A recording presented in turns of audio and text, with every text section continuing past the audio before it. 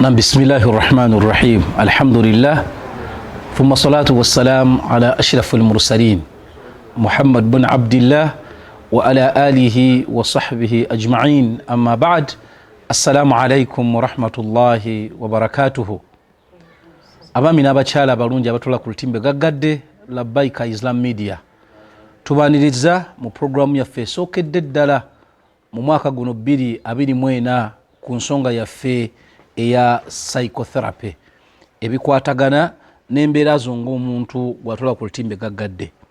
Programu eno tugitambuliza wamu n'abakyala aba kampuni eyitibwa Bilal Therapy era nga bebamu kuba tusigamu ensimbi nga labbaika Islam Media.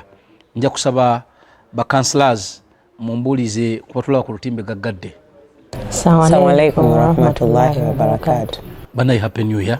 Happy new year. Allah yebale kututambuza natujja mu 2023 n'atuleeta mu mwaka guno. Tusaba Allah gutufulire nga mwaka gwa buwanguzi. Amen. Era mu bimu ebyansanyusa nti nafuna ku mawulire nti officially offices zaffe za Bilal Therapy ziri open. Nja kusookera wa kansala Jamila. Offices zino ziri luddawa? Office ziri Nigeria. Ku ekizimbe ekipya bakiyita TNT. Opposite Starbucks. Okay.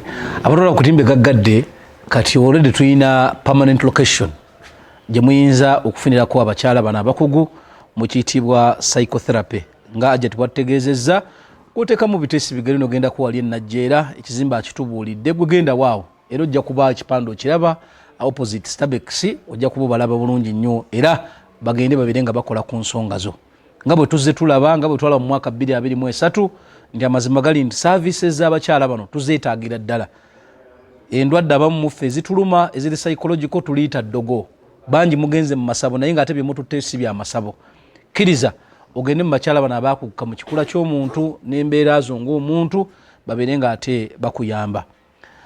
Bwe twamalirako omwaka 2023 twali ku musomo gwaffe ogwa anxiety era gwakwata nnyo abantu omubabiro era feedback ne tugifuna mu bungi. Amazima gali nti engeri gye mwatematemamu ensonga zonna ze twatematema mu 2023 abantu basiimu era tusaba Allah jalla jalaaluhu Allah nammwe abasasule musera olw'omulimu ogwo ne awareness gye mwacreatinga omwaka oguwedde. Olwaleero njagadde tuddeko mu department endala muffe ng'abantu ey'aba youth ng'era bw'otunulira ebitambula mu nsi olunaku kuno olwaleero concentration esingira ddala okubeera ennene eteekeddwa ku bavubuka olw'ensonga nti be bakulembeze b'enkya be bamaama b'enkya be bataata b'enkya be bajjajja b'enkya amaanyi gonna tugatadde mu bayouth. Naffe wano ku labbaika Islam Media netugamba nti abakyala bano ko tubaleete nabo basse ettoffaali lyabwe ku bayouth. Ngenda kusookera wuwera jati Jamila nga sinagenda wa hajati Madina. Bwe twogera ku kigambo kino youth nyinza okuba nga neebala nti ndi youth naye nga ate navaamu dda oba nga sinayingira bwa youth mumbalira ali mu age group ki?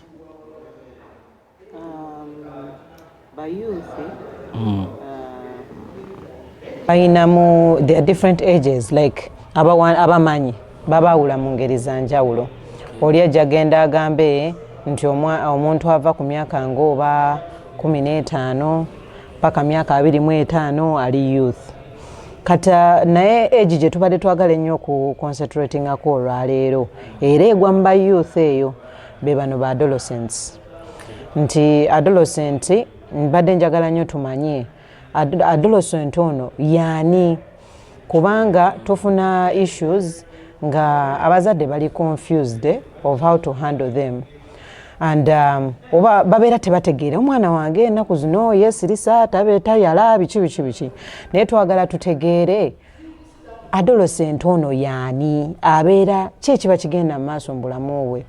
Shenja okutegeeza nti bwe tunaaba tusobodde era tujja genda tuyita in different ages twagala nnyo abazadde bategeere omwana w'emyaka from 0 to 2 kiki ekiba kigenda mu maaso mu bulamu bwe so that walaba nga ebintu tebigenda bulungi abeera asobola okukwasaganya nti kino si bwe kigenda. Then from 2 to 5 naye twagadde nnyo tuconcentratinge ku eno eya adolescent today tubategeeze nti Who is an adolescent? Adolescent ye mwana. Wangambe mwana. Abera mu age eri transition from childhood to adulthood. Abera wakati. Tanafuuka muntu mukulu ate si mwana muto. Era kyova olaba bw'akola ekintu omuntu abeera agamba kale noono omuntu omukulu laba ebintu byakola. But in actual sense ate we banamusanga ngo later on kale ono omwana omuto olaba ebintu byakola. Abeera mu eyo age. So age eyo erimu identity crisis ne confusion y'amaanyi. So twagala nnyo nti omuzadde nga atanze okulaba ebintu ebyenjawulo mu stage eno. Biki byaba asuubira ate n'ekirala like obutasuubiriza bingi nnyo nti ono omwana oba abeera alina kola kino because there is also a lot going on for them psychologically physically nti ebintu bitandise okukyuka mu mubiri gwe ng'omuntu and emotionally socially kubanga ne society ebeera emusuubiramu birala politically like it's a whole range. So that is why we need to create this awareness. Okulaba stage eno kiki ekigenda maaso nayo. Okitemeeteme bulungi nnyo era nkakasa nti abatulaba ku lutimbe gaggadde ekifaananyi bakifunye bwetwogera ku adolescent kyetubatutegeeza. Hajati Madina, oyina kyoyinza okwongereza ku muntu ono okwongera ku kifaananyi Hajati kyatusigidde ku mwana ono gwe tuyise adolescent. Oyina kyoyinza okwogerako okwongera okusiga ekifaananyi ekyo oli ali eyo ayongera otutegeerera ddala nti oke kyekino. Okay, kyenandiyagadde okwongerako kyekino that adolescent stage eri very critical. Eri very critical mu mbeera kubanga bano abaana bali mu kwezuula ku biki bye baagala na ku biki bye bandibadde baagala okubeera in the future. So it's a bit stressing, it's a bit challenging because balwanagana n'ebintu bingi, the inner voices within them. Yeah, it entails okubeera nga they are fighting on career consciousness, kye bandiyagadde okubeera appearance consciousness. Nandiyagadde okulabika ntya ku bawala afuluma nga yo endabika ye to just to fit in oba baani like abayina kino ekintu mu mutwe that bano banandaba batya. Yeah, it's about it also involves sexual attraction. Kati wano mweno stage abawala batandika okubeera nga like okwagala like buli mu mbeera gyafuluma oba mu nju ono omwana omulenzi anandaba atya like sexual attractness both sexes opposite. Omulenzi naye yeetegeka okulaba if I be like this then I would attract the other girl that I wanted at school. Mubeeramu eyo embeera. So it's a bit stressing, it's a bit challenging. So but it's an important stage. That's why we bring it here today. Okubeera nga we explore it, tulabe ki what it entails na biki ebivaamu mu ekyo. Okay. Okitamize bulungi nnyo. It's critical. It can either break or make someone. If handled in the right way, kisobola okujjamu ebiseera by'omumaaso ebirungi eby'omwana ono. If handled wrongly, tuyinza okuttirawo ebiseera by'omwana ono eby'omu maaso singa tukikwata bubi. Hajati Jamila, omwana ono tumaze okuzuula age bracket tugitegedde. N'embeera eno nga Hajati Madina bwakikonyeeko nti eri critical tukitegedde, transition eno eri critical. Mwenga abakugu abaakukka mu kikula ky'omuntu n'embeera ze. Okusookera ddala omuzadde atulaba ku lutimbe gaggadde nga tetugenda na ku mwana ye kennyini. Omuzadde ono awangala n'omwana ono oba abantu abawangala n'omwana ono muyinza kuba empawalinga mutya okukwata embeera eno Hajati gy'ayogeddeko nti eri critical obutatuva mu ngalo nakutta biseera bya mwana bya mu maaso.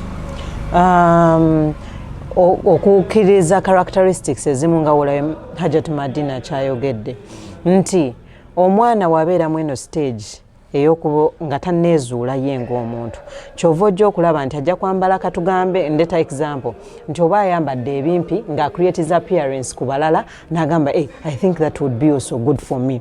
They like so much to create an impression to their peers. Era Hajat Madina agenda kwogera ku peer relations like zibeera so critical, zimeaninga a lot to them. Omuntu omulala kyamulowooleza especially ba peers baabwe abantu abakulu. It doesn't matter so much what you think about them, but on the peers it's a very big thing. Kati ng'omuzadde bw'oba nti olabye ekintu kino kiri mu happening omwana wo, you're finding out how do I guide my child nti oba abaana bali abalala kye bakusuubiriza, or maybe they will not be there in your future, or maybe nti you impressing them is not important. Like you create awareness with them, not like coming in a way nti sikwagala kulaba n'abaana abo bano abaana bali bwe bati oba natakubuulira nsonga, because many times they see a certain group of people and parents will just react mangu to avoid you being in such a circle. Naye ate remember be bano bye balaba bali important, because when they make a point it is valuable to them. So kubazadde twagala nnyo like omuntu ategeere nti mwendaba adolescent ng'oba ali mu mbeera eyo okubeera nti ayagala nnyo okubeera ne banne oba yeeyawula ku bantu abakulu. Abantu abakulu meanwhile baba tebamunyumira, kyovula aba adolescents we babeera awaka beeyawula. Naye ate ennaku zino simanyi oba trend mugiraba nti aleka ate ba adolescents what they do aja tinga bogambye aja Madina agenda kuona ku peer pressure ku peer relationships zino nti ate kati ate tulina trend empaje tufunye nti kati tuleese omugigi omupya ogw'aba adolescents that kati naawo waliwo abaana nga ye gyakuma okutransitinga mwene embeera gye twogeddeko, instead of connectinga n'abaana abali mu age group ye, ate yanyumirwa nnyo ate she goes out or he goes out to impress ate abali muki abakulu era nga yatunulira bano banne bano abali ku age yemu ng'agamba nti sikolagana n'abaana bato. Oba jegera oyogedde ku sexual attraction nga actually it is kyekiri common olwaleero ng'olyaga nti nze mpulira na bubi nga akalenzi size yange kankwana. I don't know but nayo trend impya nti it's a modern trend ya mulembe guno. But I would let me take that. It goes back to how she is influenced and the people she surrounds herself with. Bantu ki bali nabewaka, bantu ki bali nabo mu society. Bwatuuka mu, for example at school, ng'abantu ba engaginga nabo bona balina eyo mindset. Buno obulenzi obuto tebulina kye butuwa oba biki I wouldn't go for that. Ajja kulaba nga ye okugenderera omuntu omukulu omuvubuka omukulu kisingako ku kino, because n'abantu people she has tried to she's influenced with bebamu balina mindset eyo, naye bw'abeera ne mu the same peers nga bo balaba abantu bakulu, no that cannot work for me, abavubuka bato they work for me, ajja nagira neyo mindset. So peer influence ne peer relationships n'abantu betwe surrounding nabo, I don't know mu Luganda babakiyita batya, like betukula nabo, like betuwangala nabo, social circle gye tulimu. Exactly, it is very important because these people there is a lot they add on how you think, on how you do everything. So that's what the peer relationship does. Maybe also to add on that point, she olaba ekyo nti nabeera atunulira nti oba relating enabali abeera, for example for the girls nga woogambye, but again to impress her peers. Yes. To fit in. Ayagala bamulabe n'essimu ey'ebbeeyi ate abagenda ogimuwa be bali abakulu. Abanyooma ne bali bennyini abalimu essimu zonna ze bakwata za bbeeyi, kati naye yandiyagadde okubeera n'eyo essimu nga banne gye balimu. Ate agenda otulira family background obusobozi tebuliiwo ng'alina okunoonya weeva. Kanamaliriza nga alumbye bakazaako ba sugar daddies ne ba sugar mummies ng'alumbye. Era we twali mu gundi wano we tubadde involving ourselves with children nga tuli with students, high school students. Ngero olaba reason zaabwe why they would go for a bigger person in terms of relationships. They would be to get the things that the others have to impress them, to impress the peers. Olaba me, I have this, I can do this, but in actual sense ayise makubo machamu. Naye era tekite bano babali nabewa katariletinga nabo. Like beeyawula oba ate lately masimu naberanga ku bantu abawaka ababali okumpi tebabeera so close. But again also let's look at a teenager or a peer or a teenager or a girl or a boy nga ye ali introvert abeera waka nga talina peer relationships. Era ebintu byewaka mwabo bennyini abeewaka mwayinza okufuna omuntu gwa relatinga naye ate era n'afunamu omuze nekimufuula ekyo kikyali. So it goes to how you are influenced bantu ki bewe surrounding her with. So gwandibadde abantu abakulu era endowooza ejja kuba yakikulu nebyoyagala bijja kuba byakikulu. Ndowooza yembeera bazadde baffe gye batugambangamu nga bakulaba ng'otudde awali abantu abakulu ne baga saakuganda abantu bakulu oyagala kwonooneka saakuganda abantu bakulu genda ozanyire bato banno. Was it good? Yes. Yeah, it is very good. It has a big impact. That's a topic also. It has a very big impact. Kubanga yembeera ffe gye twakulira mugagata oyagala kwonooneka gwe ennaku zo tokyava wali bantu bakulu gwe va mu mbuzi z'abantu abakulu. It's because that I related so much with her. Tutandika okunyumya ebiboozi byaffe waka like we are told ne tutaba mulimu omwana omuto emabega. Their ears are always listening. Their conceptualization right now. Ebeera yanjawulo naye y'amaanyi. Let's not underestimate them. Ojja kiwulira nga we baba bali mu kuzannya mu bannaabwe nga bakola yennyini bye banyumya ekiboozi kye waayogedde nga yennyini emboozi gye bagenda okunyumiza bannaabwe. Ddala ndowooza naye kati evudde ku masimu gano. You know, technology is good on one hand but bad on the other. Nti awo era tujja mu maaso awo tujja kubakomyawo mutubuulire when do I introduce my kid ku mbeera neeriwo ya social media. When should I give a phone to my kid? When do I let my kid muwadde mobile platform on our program we had listed it down somewhere. Social media dirwe muteekako kubanga I can avail a mobile phone to my kid naye nga I limit the apps. Today my kids balina tabs. Naye tabs ezo ziriko ebintu byenteekako nga be limited to their age. Parental control. You get it? When do I introduce Facebook? No, okay. WhatsApp, TikTok. Now we have TikTok. When do I introduce that on my child's phone? That is important as well. Ndoza ekyo nakyo tujja kubakomyawo wano kimugere kigaziyamu. Whether they will wait even for you to introduce you get it, whether they will wait because even Google Play ko bajja the things bajina ku eri n'amasomero ne bannaabo be barelatinga nabo. When nasomera nga we have a big computer lab. There's Wi-Fi. Era me the first Facebook account I joined from school. Era mu bannange. So we need to tackle that. Kuba kati kiri kye mwogeddeko.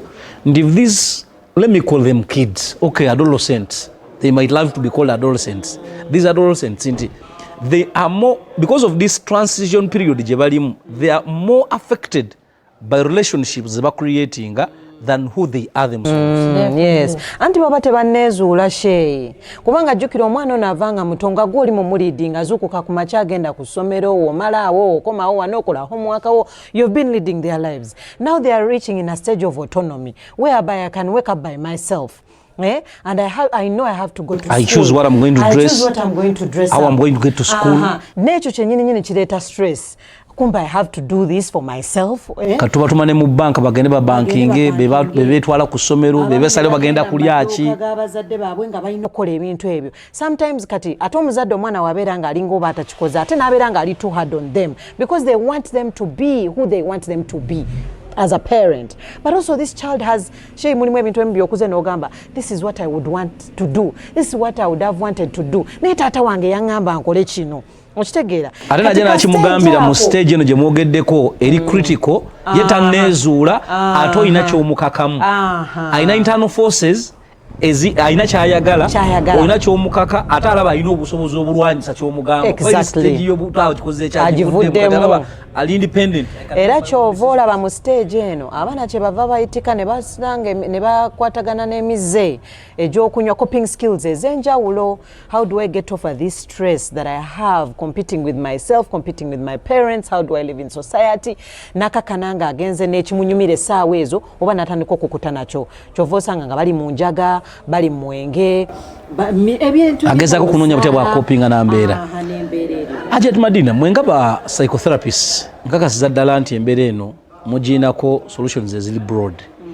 Nga tukyali ku kya peer relationships nti fe abazadde nze ng'omuzadde kuba twagala nnyo ku bimu bye tukola mu labbayika wano ng'era we muzze mukola nti tunoonya nnyo okubeera ne preemptive solutions than okukola postmortem. oba tegereka nga already omwana atugenzeeko kati ne tutula wansi ne tugamba nti tetwakitegeera naye omwana ono yatugendako olwakino nakino nakino. Ng'abazadde mmwe ba professionals ba counselors abali professional mu mulimu guno muyinza kuipinga tutya omwana ono nga tannatuuka mu transition period yeyo, kuba tukimanyi nti Allah bw'amukumanga mulamu eyo period egenda kujja, it's there, it must come. How do you keep me as a parent nsobole okuyambako omwana wange ono nga tannatuuka mu stage eno, muteeketeeka agenda ogituukamu ng'ekyokukola akola ki akimanyi, nja kusookerawo agent naddala ku peer relationships. Anti kakati mu peer relationships mulimu ebintu bibiri, mulimu positive ne negative peer relationships. So kyekisinga okwagaliza abaana baffe they are the positive relationships between their peers.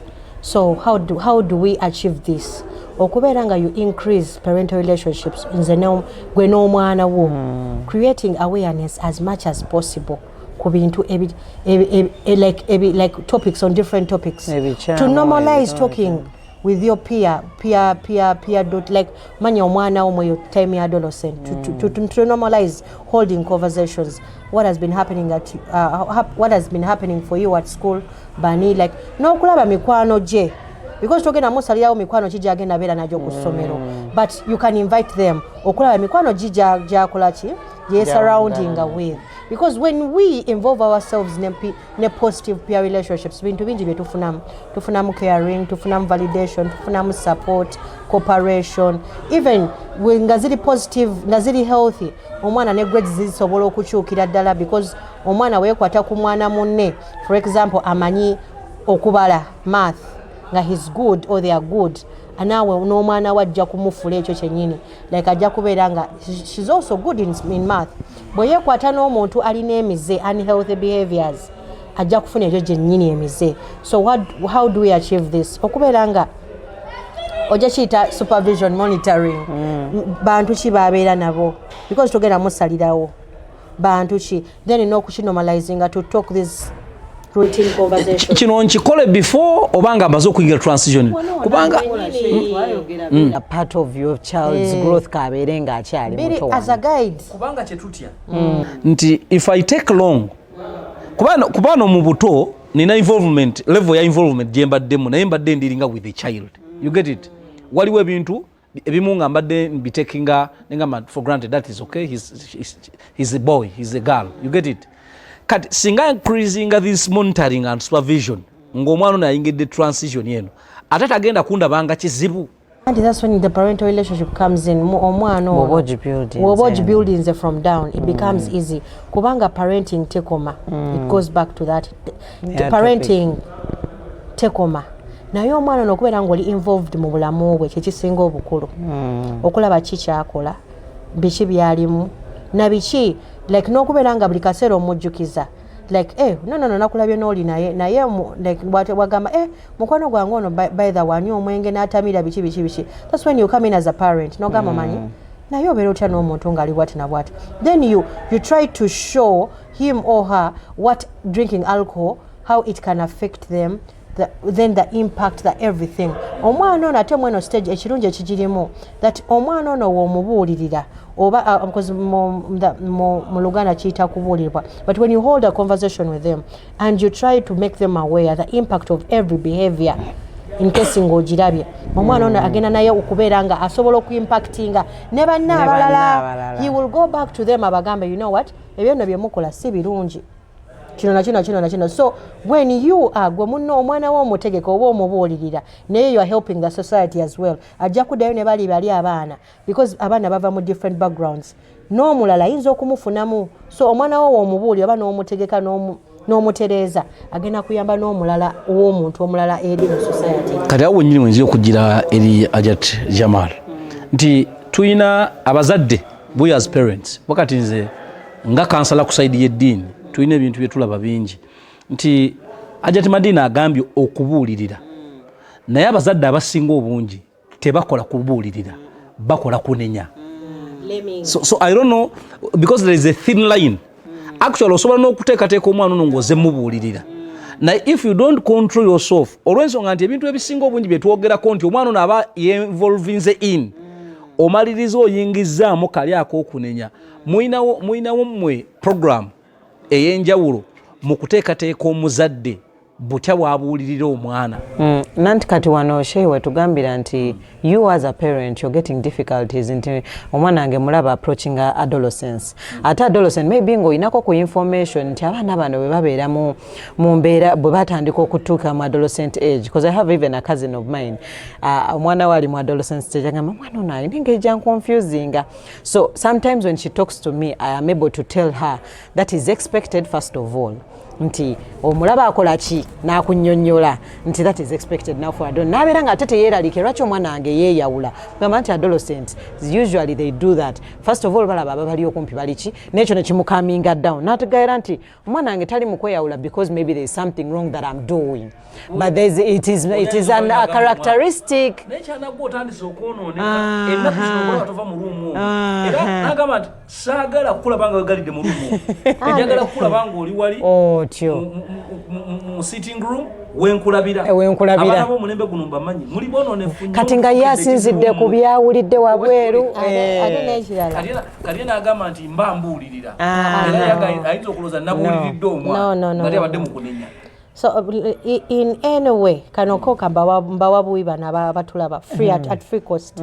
In any way if you want to change the relationship n'okutegeera omwana kikyayitamu, if you want to get to know buli kimu on a soft plate ng'omwana mwennyini abikubulidde whatever they are passing through, the blaming game does not work. Wabula muleka akubuulire then wanategeera then omugambe bino so bye muyitamu so okola ki oba obiyiseemu. So oba naye nze bwe nali wano wenti ne bwenti nze nali sibikola bwentyo no relating n'olaga nti nawe wayitako mweyo age. How was it for you? So it goes about naye buli lwo blaming omwana onagenda ntutuka ekiseera akutye abeera nga tasobola nakukonfidingamu nga n'ekiseera n'obeera ng'omubuuziza ekyo ndagamba no naye ankema alowooza simumanyi. So later on it goes back to what we talked about, ajja kufuna omuntu gwafiiringa safe with. Kati tulina abazadde banjawulo kubanga tulabye nti okuteekateeka omwana ono mu adolescent age eno gy'alimu it is more kitudde nnyo ku muzadde oba guardian w'omwana ono n'okusinga n'omwana ye kennyini kubanga ye omwana tugambye ye rode tumutaddeko gundi marks ezigamba nti let us treat him or her as a patient now. Nti embeera gy'alimu it's going to be hard to make the right decisions kuba ali mu transition period. Naye kati fe abali eno abamulaba fo tugenda okuyamba tulinawo omuzadde nga abadde involved mu bulamu bw'omwana kino kyemwogerako it is easier. Ajja Madina kyoyogeddeko ekyokubuulirira olw'ensonga ntolodde wabaddewo relationship eze you get it. Nja kuwa example y'abaana bange when they wake up the person they look for is me. You get it. Even when they want to go to the sitting room they will come and say nga balaba obudde bukyali ne bagambe daddy can we go and watch TV nga tene mama waali but they will come to me because we have a relationship. Tuina enkolagana eyaffe tuyita enkolagana yaffe waka nti waliwo oyo omuzadde kati waliwo omuzadde atulaba ku lutimbe gaggadde olwaleero nga ye ekyo teyakirina naye nga realizinze nti kati abaana bayingiridde embeera eno ayagala okuyamba naye kino kyetwogeddeko kino ekyokubuulirira tewali nkolagana oyo omuzadde mmwe ba professional mumuyamba mutya kuba ayagala okugenda naye talina wakutandikira. Anti era bw'abakkiriza omanyi omuntu waliwo okukkiriza nti I've accepted this is I've not been there but I would want to be there. Okitegeera that's first gundi emu by the way yesookera ddala kati them accepting kati azze okumubula getting to the level of this adolescent kuba neka ego ako kaba kalina okugwa waka okugamba nti ye muzadde of course ekijjawo kiri nti you're the adult kuba n'omwana ono abeera yaga lwaki taati ennaku zino nga neegulaagula oba nga byeba bimwekengeza whatsapp olaba taata ennaku zino nakugamba nga ajja kukakkana naye okumulaga nti embeera eno si kipya gy'oli naawe wali ogibaddemu.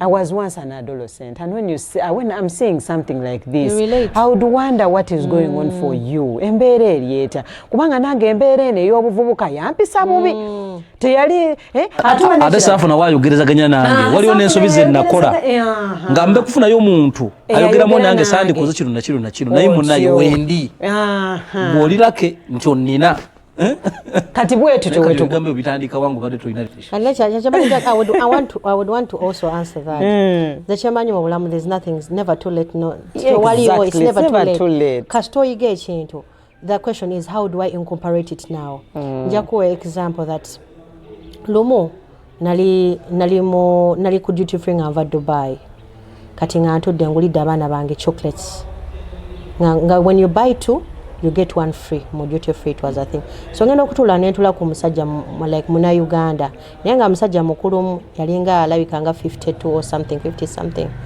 kati wembikwata nabiteka wansi wa kesi waggulu ku kesi yange my travel bag kati nemugamba no wali mukire ekiduka nze atandika emboozi mukire ekiduka no chocolate bamusaze bwogula bibiri bakuwaki kimu nagamba nayenze kati ku myaka gyange ngule chocolate ngava kusuubula bintu bye akola mu gadgets kati ebyo ebintu ze kindeese kusuubula bintu kutwala kala tenze ebyo ebintu nga sibibeeramu ne ssente zibambalirire nemugamba naye omanyi kino ekintu bw'okikola no kitwalirako katuga nemugamba tolina baana nanga abaana bange bakulu nemugamba tolina abazzukulu n'abazzukulu balina ewaka balala babandeetera like babeera waka nemugamba woli kikola n'otwalira abazzukulu bo you will see something different ojja kulaba kiki ekireeta nangamba naye kakati nze ebyo abamu balabanga mubazizza mu katemba bino byetwogera bino mubalabanga bazizza mu katemba exactly so it doesn't make sense ebintu byamu bino ebirimu ddala bye byononye n'abaana nangamba ne chocolate nanga ye bamutunda mmeka nemugamba wogula zali 55 dirhams mtwale 5 mu kitundu bwogula ne bakuwa biki bakuwa bisatu bwogula bibiri bakuwa kimu biba bisatu nagamba kale genda onfunire nampa ssente nengenda nemufunira. So later on, he took my contact. But when bweyangubira essimu, yangamba omanyi kye baŋŋambye. Nalongo omanyi kye baŋŋambye. Namugamba bakugambye ki? I'm the greatest grandfather in the entire world. Nangamba nze mu myaka gyange, like mu myaka ngenzo tebampitangako greatest grandfather in the entire world. Buli lwe nagenda ngenda kusulangamu bi chocolate. So the thing is, when you invest in a relationship, the interest you get is happiness. So ekintu kino kirabanga like empola mpola wekitandika before you know it kati buli wagenda agula biki agula bi chocolate. So it is like that once you start you just don't know kala teno fear jobo oti ogenda okulanga omwana ono asobola okujja nakuconfidinga mu kintu nga taconfidinza ate bapiya be. So what we are telling the parents abatulaba olwaleero point yaja tumadine egamba nti it's never too late. It's never too late. And Totia, yes, you haven't been there, but now you are there. Show them that you are there. But go in with an open mind, because now tomanyi kiri mu bulamu bwabwe. Or probably that is the only thing they've been waiting for the rest of their lives. Ate nekirala Sheikh Bilal, oli waliwo munnange lumu yangamba nti mama we lumu yamugamba nti mu buto namanya nti nina kubeera muzadde si mukwano gwo nina okukola kye nina okukola naye ate wooweze eno 16 nga ndaba nti kati otandise okutegeera kati ofuuse muganda batera tuyita baganda baabwe kati ofuuse muganda wange kugamba ekintu ne tukola ki n'olabe n'oyawula ekirungi n'ekibi ne ntegeera nti kati ate awo nina kubeera mukwano gwo naye wali because era we tukula we always saying wabula mama wange yannyamba because of what they did. They were hard on us in the nga bato, they were very hard. When we grew up, ne batandika okurelatinga naffe ng'ogamba ate wamma ky'ovola yali akola kino otegeera nti yali akikola mu bulungi okitegeera kano kemuliko kano kagende nnyo abazadde ate abaala okuyingiramu kuba kati kyoyogeddeko oli kyeyagamba omwana we nti I was hard on you because you were a child nayina okukutereeza when you reach such an age I had now kutunuliranga mukulu munnange someone I can sit with ne to having a sensitive conversation. Naye waliwo abazadde abalokingiramu. Ngane wobera myaka 2. Ne wano wennyini nga tuli bafumbo. Omwana addayo mu kyalo. Taata we n'ayagala amukwate mu nkwata yemu nga ne bakyala be balaba n'abaana be balaba. Nze nsobola okugamba buli mu mbeera yonna eya growth y'abaana. Do what a parent is supposed to do. And do wesawa weberanga ya parenthood like gwe amanyi golina ng'omuzadde naye blaming you I don't recommend it. But gwe kyosobola be a parent when you're supposed to be a parent, be a play parent when you're supposed to play with the children. Buli mu mbeera you need to adjust. Adjusting is important. Bw'olaba omwana ng'akoze ensobi remove your parenting thing, authoritative skills kati ziveyo. And being aware nti kati ono mwana takyali muto agenza agenderera ali mu adolescent kati gyava yeeyisa bw'ati obudde buno bwaddiri darling buno si bwaddiri darling. So the power is within you gwe ng'omuntu. I believe nti ensonga eno tugigaziyiza bulungi nnyo era omuzadde ali eyo oba n'omwana mwennyini atulaba kuba kwebali ku mutimbagano kwebali n'omwana mwennyini ayinza okulaba n'arelatinga n'agamba nti okusinza ku bigambo ebyogeddwa ndi kuyita mu mbeera eno I need hope. I need to form better relationships, peer relationships. Netaaga yes kusinza ku bibakonyeeko nnyinza okuba nga ngenda kutomera oba ngenda kutereera. So nze nja kusaba omuzadde ali eyo nti wakati mu bino byonna bye twogerako n'omusomesa abasomesa nabo babeera so hard on this age ku ssomero anda wembadde njagala tukuoneko mu session ejja kuba lwaleero njagadde nnyo tubeere nnyo ku muzadde omuzadde ono tumuyambe kuba kati tutunuulidde omwana gy'atandikira oba ntegeereka eno gy'abadde mu buto abazze bamuvuga kati tugenda kuyingira nti omwana ono adolescent kati tugenda kumuteeka mu public. Now, how does the public come into hope? Ajati Madina ekye wakonye kuno gamba nti gw'omuzadde okubuulirira omwana wo n'okumubuulira obubi obuli mize egiri mu baana banne oli mu kuyamba ku society.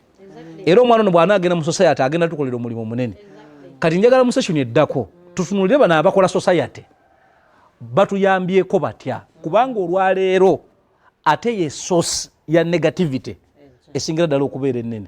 Nti omuzadde akola omulimu munene mu kutuuza omwana okumubuulirira omwana okumuteekamu ingredients omuzadde yanzirabye nti omwana azeetaaga naye omwana bw'afuluma n'agenda abamulina ate ng'ennaku zino be basinga okubeera naye ebiseera ebiwanvu problem comes in. So we need to also reach out to these people ababeera n'abaana baffe. I think you would not reaching out to everyone that omwana wo waba agenze gwe nga omuzadde gwe ekikyo omwana wo do your job, do your part. Because we are not going to togena kubera asobola okwawula ekikyamu n'ekituufu n'ekirungi. Omuzadde tumubuulidde ekyokola gyati I concur with 100%. Tumubuulidde ekyokukola era y'omulimu agenda gukola.